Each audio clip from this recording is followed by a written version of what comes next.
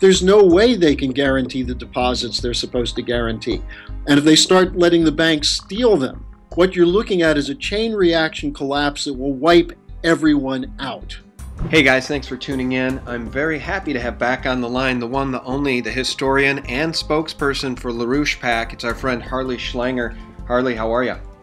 I'm doing great, Sean. How are you? Well, I'm good too, and I'm really glad to have you back on the line. I mean, so much has changed geopolitically and economically since the last time we spoke. And you and I exchanged emails just briefly about a week ago, Harley, and you said what we should do on this call is talk about the Bankster Oligarchs.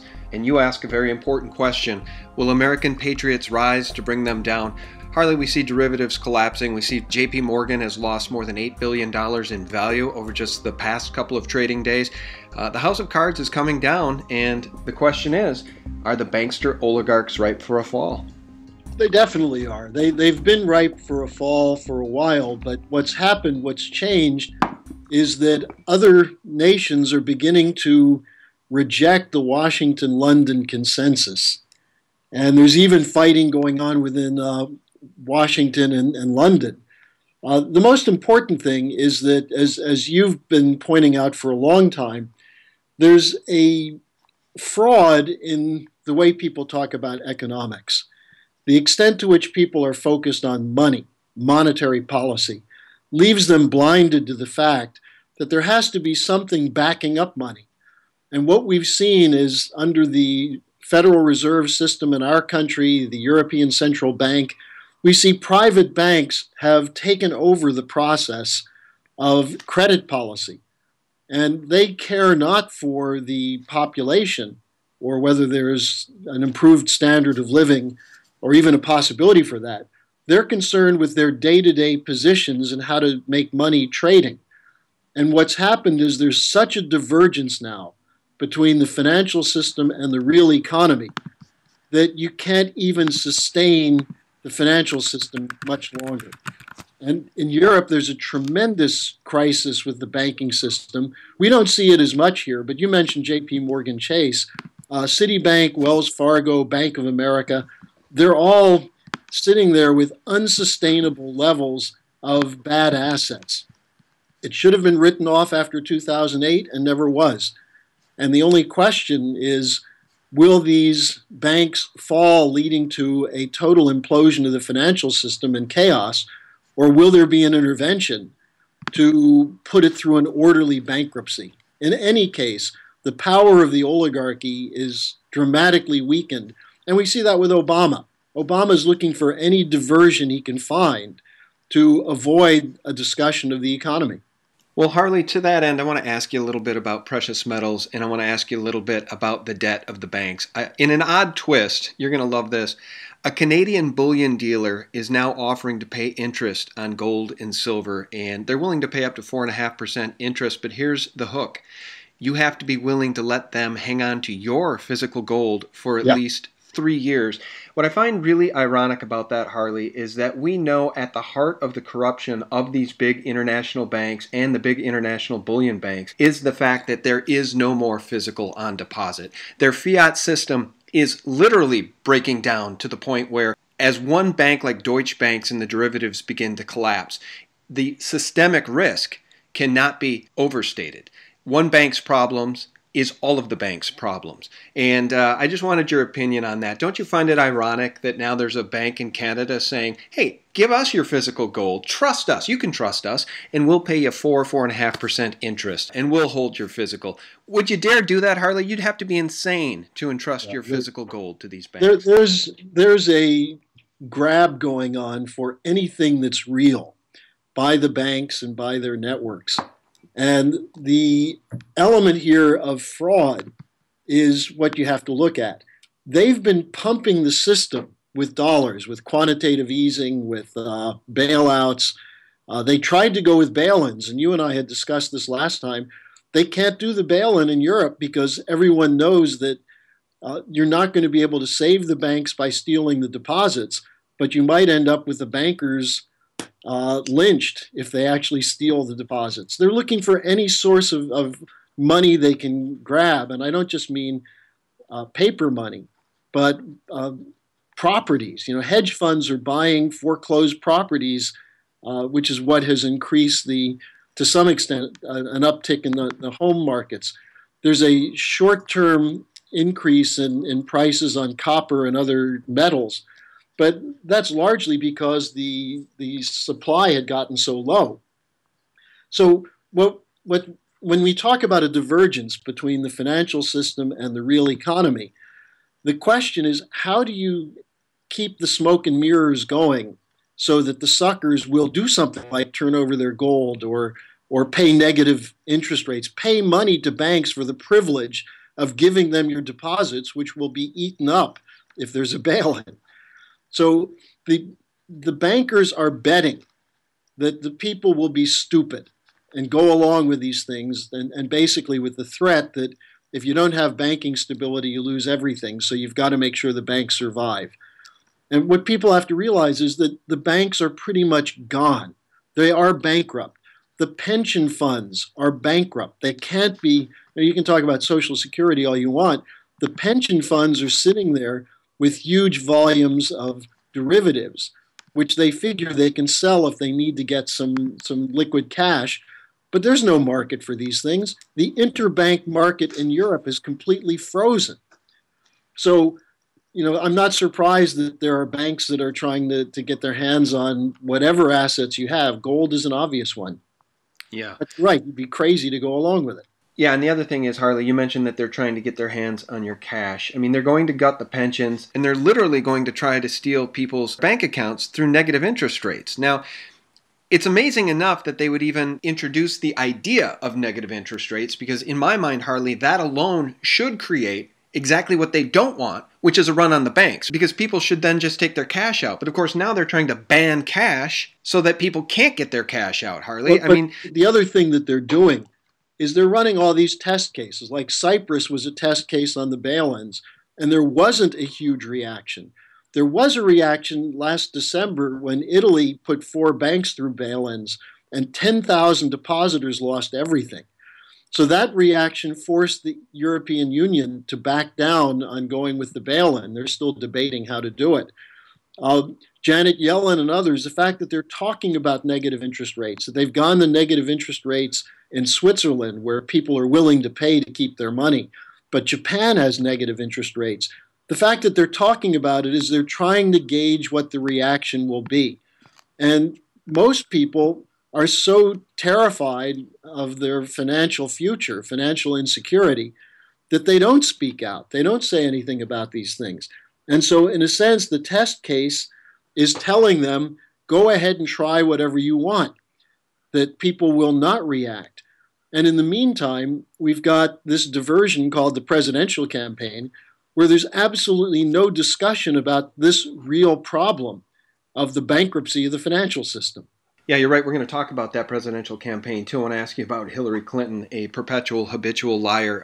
But before we do that, I want to play this soundbite for you from Andy Hoffman. Because those of us who are paying attention, Harley, are waking up and are reacting in absolute horror. In fact, listen to this. He predicts 4.5% negative rates in Europe, 3.5% in Japan, 2.5% in the UK, and 1.5% in the United States. My God. They are actually planning to hoard everyone into the banks and then take their money. That's from my recent interview with Andy Hoffman. And that's what people need to understand. Negative interest rates is a scheme to steal what is left of the people's wealth. Well, when they announced the attempt to sell bail-in bonds as a way to raise regulatory capital in Europe, initially people said, well, what's the deal here? We get 2 or 3% interest when there's no interest rates at all. Yeah, why not do it? And they didn't read the fine print, which basically said these bonds are unsecured debt. In other words, the banks can renege on them and keep the money. Now, that was parallel to the adoption of bail-in, where they could start seizing deposits. And this is in Dodd-Frank Section 2. It's in the U.S. law that bail-in rather than bailout would be the policy. But in the chatter that goes on behind the scenes, everyone acknowledges that even if they do steal deposits, it's not enough to cover what they need. Most recently, the new chairman of the Minneapolis Federal Reserve spilled the beans. He said, look, we're going to have bailouts because the alternative is letting the system collapse. So they don't believe that these schemes will work, but they'll go up to the edge with them, and they will go as far as they can until there's a reaction. And that's why I brought up this point that unless the American people do wake up and do act, and I don't just mean act for personal survival by pulling your money out of the bank. I mean, if you pull your cash out of the bank and stick it in a mattress, you have no guarantee that that money is going to be worth anything in 60 days. So, we need a change in policy. And that's where the change has to take place. Yeah. Let's turn our attention now to these. Sean, let me just mention one other point here. Okay. If you look at what we rely on in the United States, the Federal Deposit Insurance Corporation, they're currently insuring $6.7 trillion in deposits. They have less than 1% on hand to cover a banking run. They have $60 billion. And they have a $500 billion credit line at the Treasury. So $565 billion backing up $6.7 trillion. There's no way they can guarantee the deposits they're supposed to guarantee. And if they start letting the banks steal them, which is the other aspect, what you're looking at is a chain reaction collapse that will wipe everyone out. Well, Harley, that is why we've been telling people for years now, physical precious metals, gold and silver, will offer some protection, some safe harbor from the banking criminals that seek to steal what little you have left. And they really are criminals. And, turning our attention back to these presidential politics, it astounds me that the name Hillary Clinton can still be mentioned by the mainstream mockingbird media with a straight face when she is such a perpetual criminal and a habitual liar. This woman received $675,000 for three private speeches at Goldman Sachs. She's the ultimate banking insider in terms of politicians. She's the ultimate oligarch. And here you have people in this country actually willing to vote for her. Harley, how do you even explain that? And then how do you explain the Trump phenomenon? Well, the Trump phenomenon is easy. People are happy to see someone show contempt for the establishment. It doesn't even matter what Trump says he's going to do because he hasn't really outlined a lot of plans other than the wall. It's the contempt for the system, the contempt for the establishment. Now, Hillary is the establishment. And the problem is that Bernie Sanders doesn't really represent an alternative to her. And I'll tell you the real problem there. The last debate, he was going head over heels to embrace Obama. They were arguing about who's closer to Obama. Now, it's really not about the black vote. It's about the fact that they're afraid to say the obvious, which is Obama is a criminal who should have been run out of office through impeachment. I mean, LaRouche has been calling for this going back to a webcast in April 2009, where he identified Obama as a pathological narcissist and a satanic figure. And in spite of the massive evidence that that's true, no one has had the guts to take on Obama. And I mean, really take him on. So the result is we have Hillary and Sanders who, Bernie, with all the talk he says against Wall Street, he's embracing Wall Street's president. On the Republican side, the establishment figures are laughable. You look at what happened to Jeb Bush as a perfect example. Right. And, talk about no support. Yeah, well, I thought what was really interesting is that Trump went on the offensive in South Carolina against George W. Bush. And all the pundits said, oh, this will destroy him because of all the veterans in South Carolina. But he brought up an important point. Even veterans who may have supported the idea of a strong president in war recognized that the Iraq War was a disaster, a continuing disaster, because that's where ISIS came from. And the idea that attacking Bush would hurt Trump in South Carolina proved that these pundits haven't learned a damn thing from what's going on both with the presidential campaign and within the real world.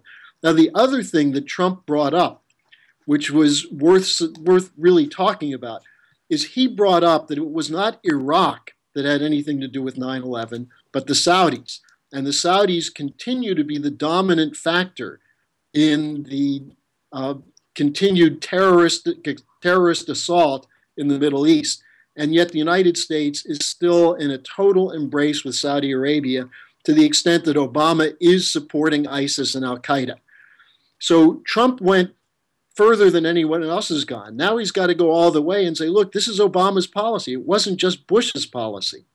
Right. Well, that's right. And, Trump is saying things that nobody else has been saying in politics. And Cruz and Rubio have both been exposed by Trump's, frankly, his honesty, his discourse, his ability to speak off the cuff, his ability to speak without talking points in a teleprompter in a way that is being received by the general public at large as at least being organic. At least he's being honest, whereas Rubio and Cruz have that same processed speech pattern that Hillary has. And you mentioned Hillary's connection to Goldman Sachs, and it's much bigger than the $675,000 in speaking fees because the banks have been contributing a large amount of money to the Clinton Foundation. But Ted Cruz sleeps every night with the enemy. His wife was an executive at Goldman Sachs who took a leave of absence. That's right, and he didn't even disclose that. I think when he filed his paperwork to run, he put her down as a baker instead of a banker. Well, he also neglected to mention $1.2 million loan for his Senate campaign in 2012, I guess it was, when he said that he was taking all the money from his savings account to run for Senate. He actually was given a $1.2 million loan, which he did not disclose, from Goldman Sachs. So, to go back to the Trump question, the bigger issue here is that when we talk about an uprising in the United States, it can't be that people just wait for some person to ride in on a white horse and take on Wall Street, take on the oligarchy. It's got to be an organic mobilization of the American people, and it needs specific programs. And one of the things that you and I have discussed for several years now is that the best way to bring down the bankers right now would be to start with Glass-Steagall. So you take away the depository institution's ability to seize deposits to back up worthless debt. The separation of commercial banks from investment banks would expose the investment banks as running Ponzi schemes. It would also force most of the commercial banks into a bankruptcy reorganization. Then the question is, where would credit come from to get the economy jump-started? And it could not come from the Federal Reserve because the Federal Reserve is essentially an agency of those private banks. So we're at a point now where we can seriously talk about moving away from a Federal Reserve, fractional reserve looting system to actually a system of credit based on production, on physical wealth, real economy. And that's what should be discussed here, not just that Wall Street is bankrupt and Wall Street's no damn good and that they're collapsing. We need an alternative. And which candidate, Harley, offers us the best shot at getting that? Certainly not Hillary Clinton. Well, at this point, I would say none of them have indicated that they're in any way thinking in the right direction. Although I do think Trump just mentioned that the Fed should be audited, which was refreshing. You're not going to hear that from Hillary Clinton. No, but I think, this is where we have to go beyond the half-a-loaf approach. Yeah. We need the whole loaf of bread. The Fed shouldn't be audited. It should be shut down. We Right. know it's a criminal institution. And I'd like to see Trump go further on these things. And as you know, LaRouche is putting forward this idea that we can move outside of the transatlantic financial system now based on the potential for development that's coming out of all places, China and Russia. And this brings us to the second major point here, which is that Obama has been exposed as a weak phony by what Putin did to take on terrorism in Syria. Right. And now we see the administration split between the faction that includes a section of the military which is saying, look, the Russians are actually fighting the terrorists. We should be working with them. And that's what was behind the Kerry-Lavrov agreement to try to get a ceasefire. Because the fact of the matter is that sooner or later the Russians are going to break the back of ISIS and al-Qaeda. Well, we did nothing except build them up. And so you have another faction in the administration, which is typified by Brennan and the CIA, which is trying to sabotage the ceasefire to protect the terrorists that they've armed and trained. So this gives us a perfect opportunity to bring Obama up on charges of violation of the Constitution, criminal charges. it gives us the opportunity to really crack the back of this City of London, Wall Street empire, which, as we were talking about financially, is terribly weakened and strategically is trying to destroy the potential for an alternative by putting us on a course toward war with Russia and China. Let me ask you something, Harley. There seems to be some good guys in the Pentagon that stand directly opposed to Obama. I think that's pretty much what you were just saying. And there seems to be a move back to common sense and constitutionality and rule of law in this presidential campaign with a lot of the things Trump is saying. There's no way a guy as smart as Trump would have decided sort of willy-nilly, spur of the moment, to risk everything, including his life, to run against criminal crime families like the Clinton and Bush crime families. We've seen Jeb Bush be defeated badly, and I personally think that what the establishment wanted is they wanted a Clinton-Bush race in 2016. Sure. They didn't get Bush because of Trump, largely, and because Jeb Bush was a terrible candidate. But what I'm driving at is, I think it's a big sea change. It's certainly monumental. What's your take? Am I on the right track? Well, there's a lot going on behind the scenes that we usually don't see. One of those things was pointed out by the Seymour Hersh article, that there are people in the U.S. military who realize our ground forces and our military capabilities being destroyed by this permanent warfare. That's what always brings down imperial forces. When you're strung out all over the world, where you're using factions and tribes and sects as your various kind of proxies, it doesn't work. And there are people in the military. General Dempsey, the former Joint Chiefs of Staff chairman, understood this. Lieutenant General Michael Flynn, the former head of the Defense Intelligence Agency, who's speaking out all over the world against the Obama policy, the Bush and Obama policy. There are people in the military who are ready to move on and recognize that Russia is not the Russia of Bolsheviks and communists, but that Russia does have a national interest in fighting against terrorism and against drug proliferation. Now, you have on the other side the utopians who really are planning how could they use a new generation of nuclear weapons to knock out Russia and China as potential rivals.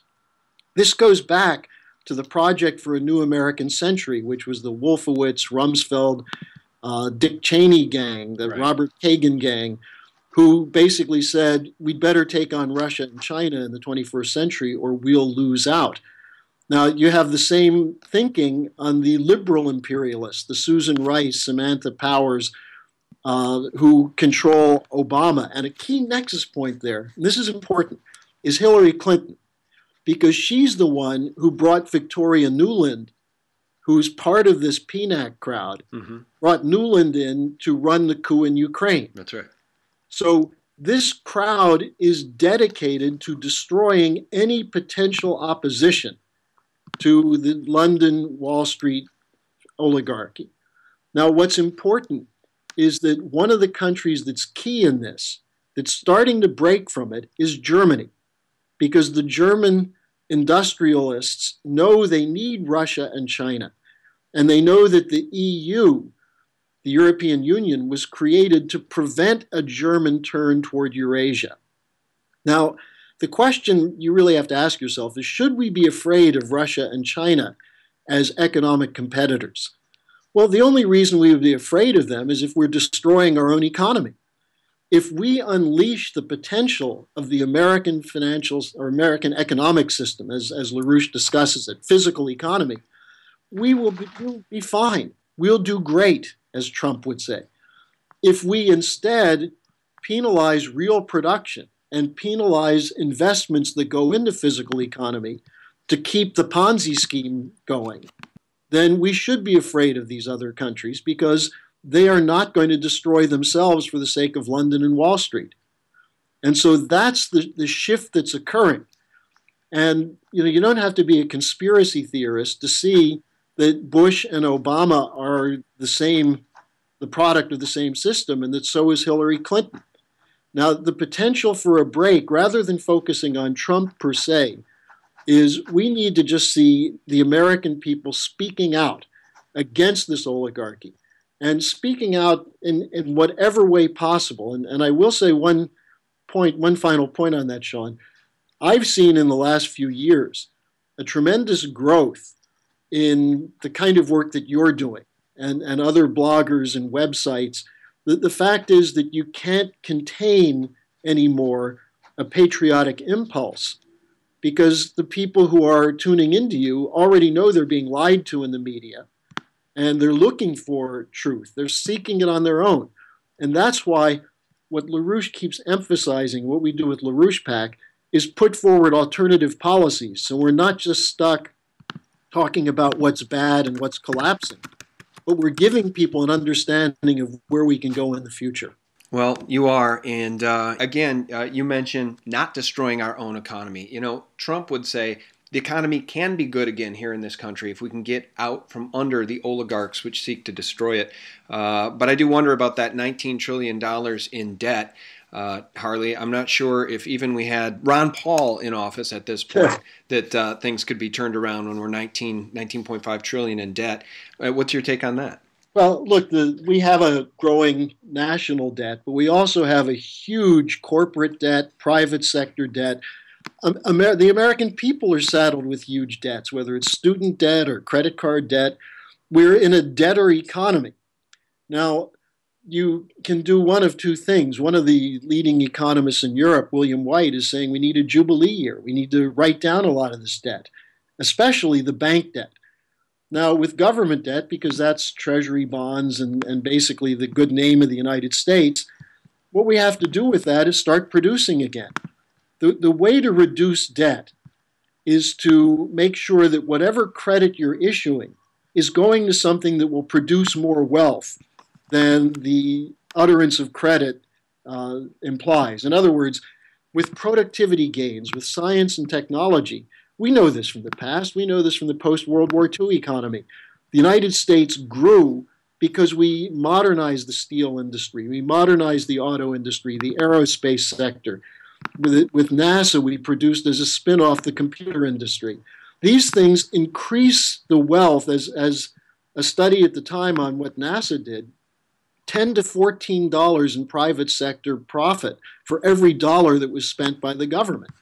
Now, that's where government seed capital formation actually works, when it's credit that goes into physical economy, into infrastructure, into real job creation, not these phony part-time, temporary, low-wage jobs that Obama is so enamored with. So the way you deal with debt, as Alexander Hamilton said, is you never take on a debt without the means to extinguish it. It'll take a while to pay down the 19 trillion, but we could do it. Instead, we're borrowing more and more money to pay the debt and to service the debt.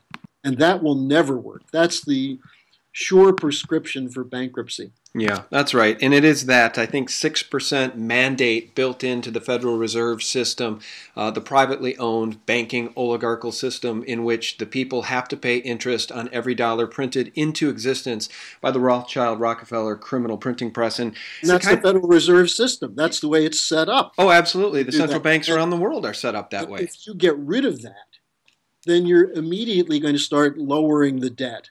And, rather than cutting money for job training for poor people or drug rehabilitation and mental health, we should be cutting the debt that's going to these usurers. That's the way you solve the problem. Yeah. Usury is the problem, and it is the weapon by which these bankers are attempting to enslave, and have effectively enslaved humanity. And guys, if you're not familiar with LaRouchePAC.com, please go there, because the type of articles you're going to get, like this one, let me read just a bit from this one. Putin drives ahead with Syria peace initiative, urgent to cast aside Obama and the British. Russian President Vladimir Putin is driving ahead this week on the new Syria ceasefire initiative in its full implications to back down the warmongers.